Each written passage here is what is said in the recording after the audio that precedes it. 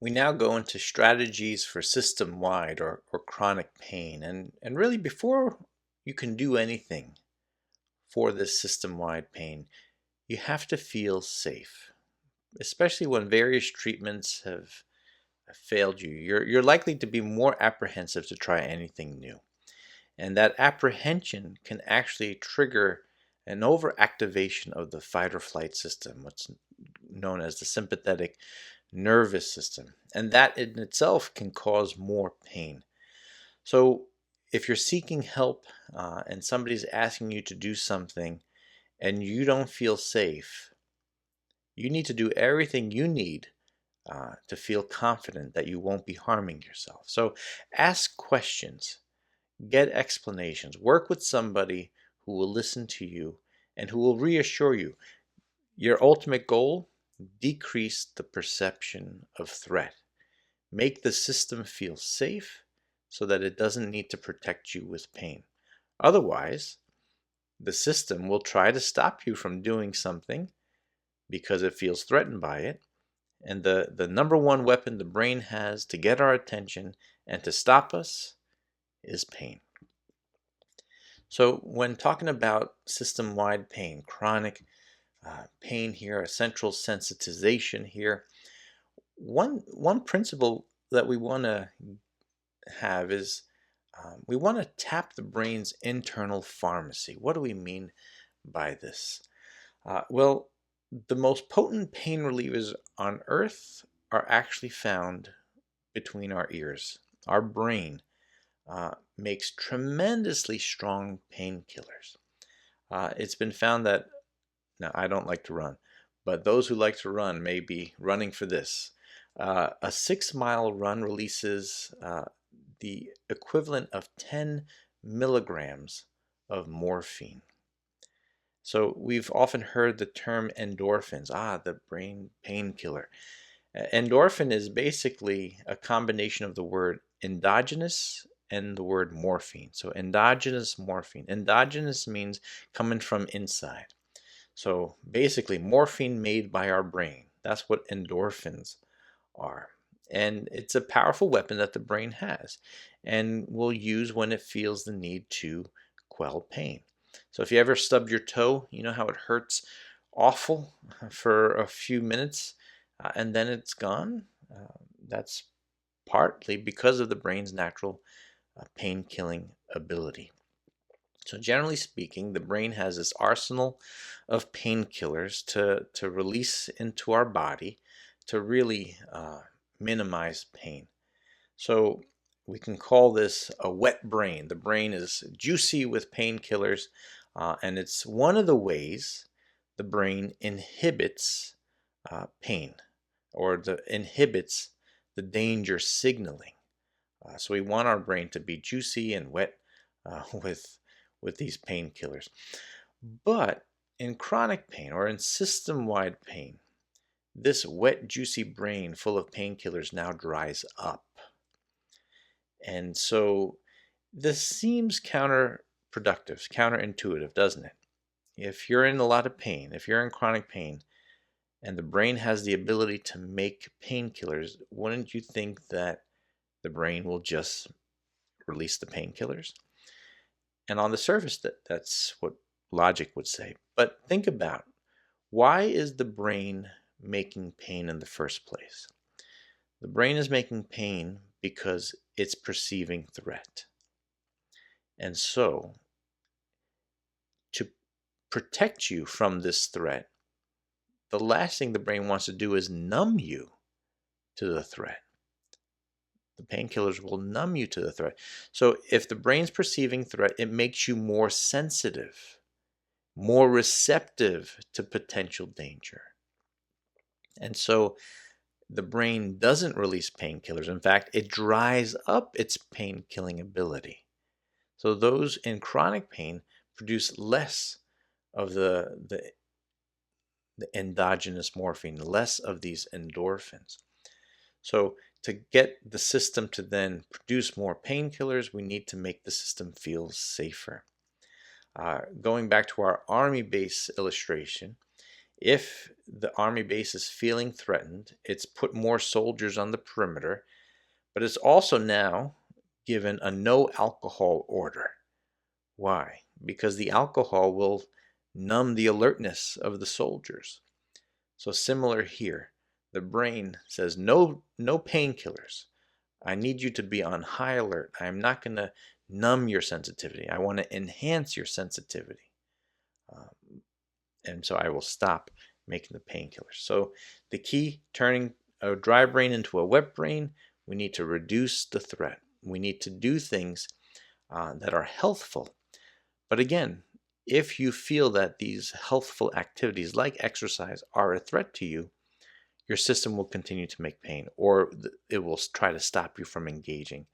And that's why, again, feeling safe is the first thing that you have to do. So when you're asked to engage in certain activities, do so confidently. Well, to be confident, be reassured. So strategies for system-wide pain, we have to think active management, getting things moving. We have to think bigger picture. We might hurt in one area, but if it's been going on for years, it's not just that area that's sensitized. The whole system is sensitized. So we have to think big picture. We have to think general fitness. We have to think lifestyle modifications. And so many things have been found to help with system-wide pain. The reality, there's no silver bullet. One of these things listed will not be the 100% painkiller anybody is looking for. But let's say having this education now has reduced your pain by 10%, helps reduce your pain by 10%. Setting goals, another 10%. Improving sleep, 5%. Exercise, 15%. If you do a variety of these strategies, and they're each helping with a small percentage of your pain, in time, there's a cumulative effect. Because the reality is pain is so complicated. Pain is so multifactorial that there will not be one reason why you're in pain. And so really looking big picture, looking at your whole lifestyle is so important in helping manage and improving the system-wide chronic pain.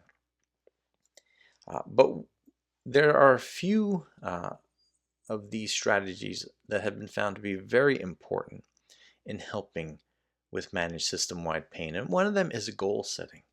And I have to be honest, I'm not the best goal setter for myself. Some people are very goal oriented. And so when it comes to this system-wide pain, this central sensitization, this chronic pain, having goals to work toward is very important, but we have to be reasonable. We should have big picture goals. We should dream big, but we should also see what are the smaller steps and the smaller, more attainable goals that we can work toward. Because if we try to go all in, and we've been in pain for so long, we're going to fall victim to the boom bust cycle, where we may be able to do a lot and then we suffer for a long time for it. Because here's a real reality. In chronic pain, remember that action potential graph I talked about earlier? Basically, how a nerve needs a certain number of sensors activated to fire the signal. If it doesn't hit that threshold, it doesn't fire the signal. Well, in chronic pain, that threshold is lowered. So if you go back to the revolver illustration, to send the signal, the trigger's got to be pulled all the way. Well, with chronic pain, it's as if you're walking around with the trigger half pulled. That's what happens when our system gets sensitized. So it's just easier to trigger the system to make pain. So we have to tease the pain. We have to start small so that a little pain, if we can do it confidently, isn't a threat. And this allows the system to recalibrate over time. So essentially, we're looking for a graded exposure to things, teasing the pain, feeling it a little, but doing it confidently. not reacting to the pain, almost being receptive to the pain, knowing that you're not harming yourself. Remember, hurt doesn't necessarily mean harm. So if you've been given the green light by those taking care of you, your healthcare providers, to do an activity, but it hurts you, do it to the degree that you can tolerate without reacting, understanding that you're not harming yourself. And a friend's father once gave this illustration for an overwhelming task. He asked, maybe you've heard it before, how do you eat a whole elephant? Well, you do one bite at a time. And so if you've been in pain for years, decades even, it could seem like a huge elephant that you're trying to eat, one bite at a time. And small, clearly defined, specific goals can help you build confidence. So for instance, if cleaning your whole house wipes you out for the rest of the week, starting small and perhaps, okay, I'm going to clean this room today and that's all I'm going to do. That way you don't trigger a full-on shutdown response.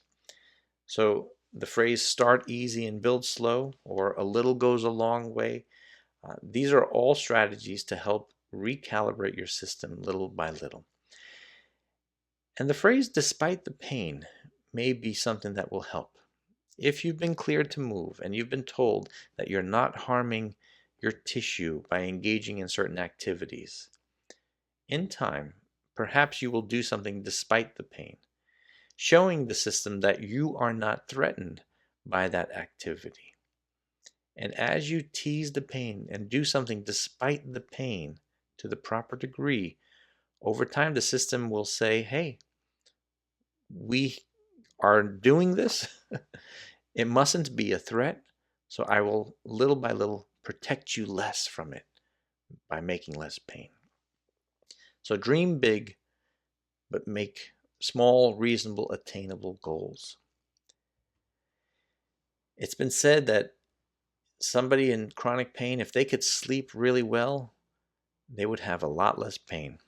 And so this is one of the toughest things for many people. In our modern society, in our world that we're living in, many people just have such difficulty sleeping.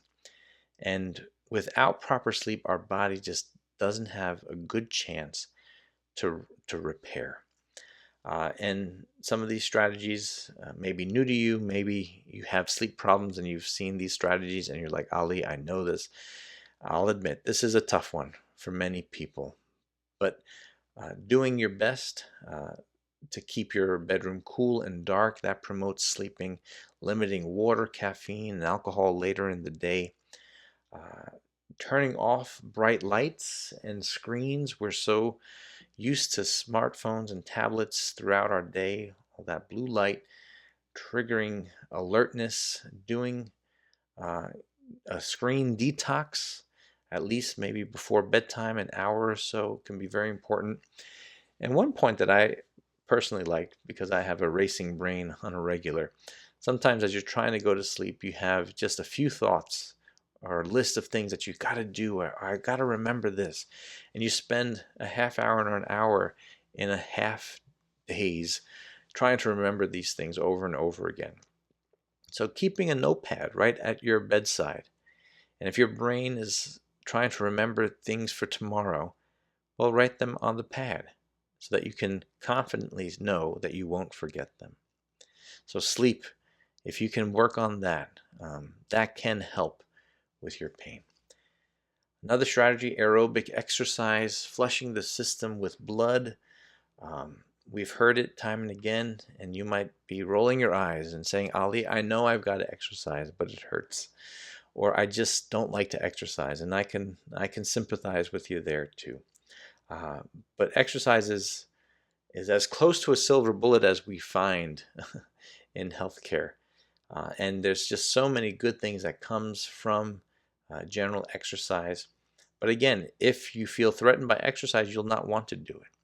And so knowing what is appropriate for you and your situation, and working within your tolerances.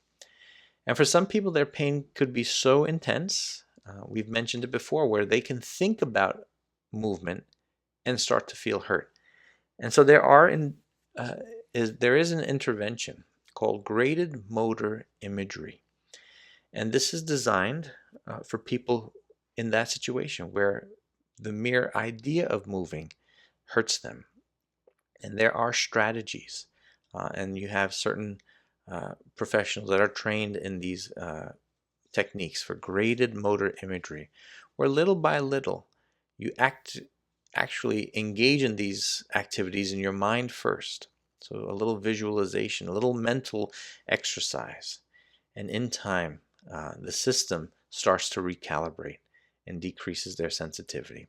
But any exercise in general, um, if you're having a hard time sticking to it, uh, some research shows that literally scheduling a day and time into your calendar makes you more likely to exercise than just saying, I'm going to exercise this week.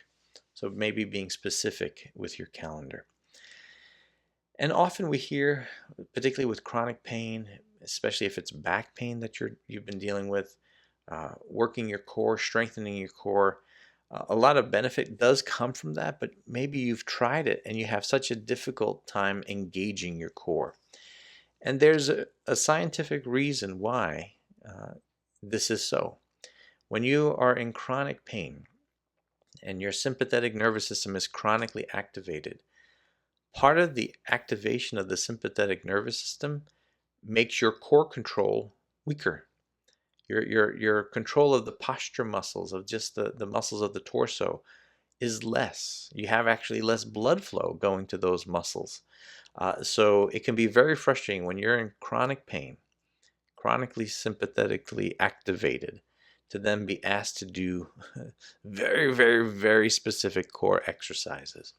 So if you're having difficulty with that, don't give up on exercising, but have somebody who's training with you or treating you uh, find you something else that's possible to do to build your confidence and strength.